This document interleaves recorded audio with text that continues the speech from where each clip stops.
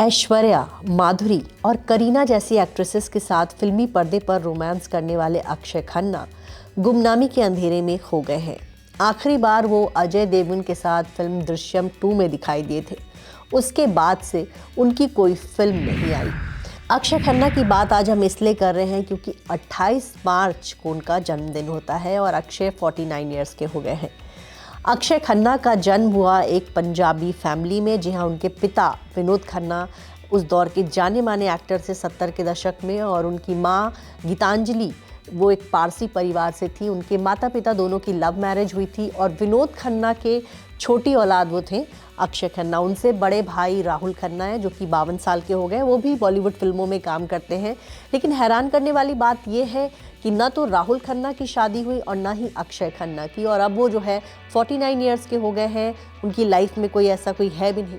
अक्षय खन्ना 1997 में लॉन्च हुए थे। वो फिल्म आई थी हिमालय पुत्र, और अपनी पहली फिल्म से उनको काफ़ी चर्चा मिली थी और उसके बाद उस दौर की तमाम टॉप एक्ट्रेसेस के साथ उनको फिल्में मिली। एक तरफ उन्होंने ऐश्वर्या राय के साथ ताल फिल्म में काम किया और ये फिल्म बहुत हिट हुई थी। हालांकि फिल्म का ज़्यादातर क्रेडिट जो है ऐश्वर्या को मिल गया था। दूसरी तरफ उनकी फिल्म आई थी मोहब्बत माधुरी दीक्षित के साथ। बाद में उन्होंने करीना कपूर के साथ भी फिल्मों में रोमांस किया। बहुत सारी हिट फिल्मों का वो हिस्सा रहे। हमराज फिल्म में उनको बहुत पसंद किया गया।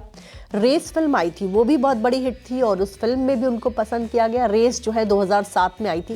लेकिन इस फिल्म के बाद से अक्षय खन्ना को जो है बहुत फिल्में नहीं मिली और जो भी फिल्में आई वो बहुत ज़्यादा चली नहीं और धीरे धीरे वो लंबे समय तक गायब रहे। इसके बाद वो साल 2012 में श्रीदेवी की फिल्म मॉम में दिखाई दी और उसमें उनका रोल बहुत दमदार था। लेकिन अक्षय खन्ना जो कभी लीड एक्टर का रोल किया करते थे वो धीरे धीरे साइड एक्टर बनते चले गए, और आज जो भी फिल्में आती हैं उसमें उनको साइड एक्टर का रोल मिलता है। या तो पुलिस वाले के किरदार में होते हैं या वो वकील के किरदार में होते हैं, लेकिन जो भी रोल करते हैं दमदार करते हैं। अपनी मौजूदगी जो है फिल्म में अच्छे से दर्ज कराते हैं। फिल्म के जो लीड एक्टर हैं उनसे वो कहीं भी कमतर नहीं होते। लेकिन क्या बात है कि विनोद खन्ना जो कि 70 के दशक में अमिताभ बच्चन को इतना चैलेंज दे रहे थे, अमिताभ बच्चन को टक्कर देते थे, अमिताभ बच्चन उनसे इनसिक्योर रहते थे, वो विनोद खन्ना के बेटे अक्षय खन्ना जो हैं 26 साल हो गए उनको बॉलीवुड में, और वो अपनी उस तरह से पहचान नहीं बना पाए। तो कई बार कहा जाता है कि अक्षय खन्ना जो है समय से पहले उनके बाल उड़ गए, जिसकी वजह से उनको बाद में फिल्में मिलने में दिक्कत हुई। एक्टिंग तो बहुत अच्छी करते थे लेकिन बॉलीवुड में बहुत ज़्यादा रिश्ते बनाने में वो कामयाब नहीं रहे। आमतौर पे आपने देखा होगा कि कोई एक एक्टर जो एक फिल्म में नज़र आ जाता है किसी बड़ी फिल्म में, उसके बाद बॉलीवुड में उनके कई सारे दोस्त बन जाते हैं। लेकिन अक्षय खन्ना को आपने नहीं देखा होगा कि बॉलीवुड की किसी पार्टी में या किसी अवार्ड शो में वो आपको दिखाई दे। तो इसके पीछे ये भी माना जाता है कि बहुत ज़्यादा वो फ्रेंडली नेचर के नहीं हैं। विनोद खन्ना के बेटे होते हुए भी वो फिल्म इंडस्ट्री में कहीं ना कहीं आज आउटसाइडर बन के हैं। और बहुत सारे ऐसे एक्टर हैं जो कि पहली बार फिल्म इंडस्ट्री में आए, उनके परिवार से कोई नहीं था, लेकिन आज वो बॉलीवुड के जो ए सर्कल है, जो कह सकते हैं A grade circle, party circle, वहाँ वो दिखाई देते हैं। लेकिन अक्षय खन्ना जिनके पिता खुद फिल्म इंडस्ट्री में इतने बड़े एक्टर रहे, वो अपने आप को जो है आप उनको कहीं देखते नहीं हैं, किसी पार्टी में नहीं दिखते, किसी अवार्ड शो में नहीं देखते और अब तो फिल्मों में भी नहीं दिखाई देते। अक्षय खन्ना की लाइफ की बात करें तो उनके जन्म के कुछ दिन बाद ही उनके मम्मी पापा का तलाक हो गया था।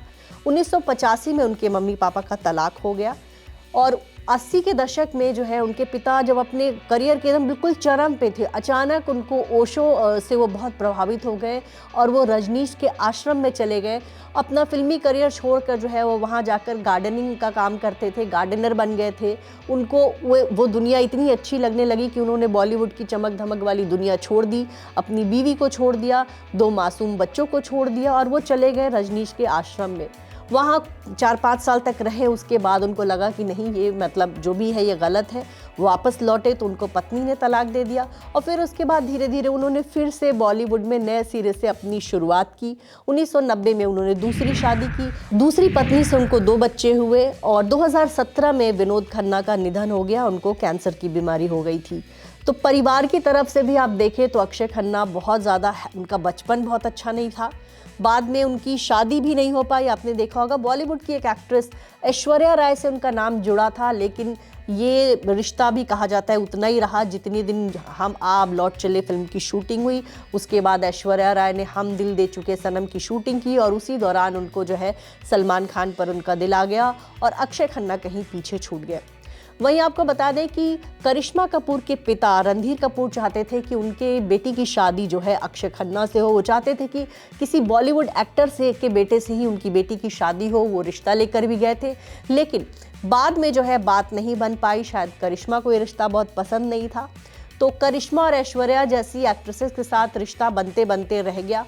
बाद के दिनों में उनका रिया चक्रवर्ती से अफेयर रहा, लेकिन वो रिश्ता भी नाकाम रहा और आज 49 ईयर्स की एज में अक्षय खन्ना अकेले हैं। एक तरफ उनकी ज़िंदगी में अकेलापन है तो दूसरी तरफ फिल्मी पर्दे से वो काफ़ी दूर है।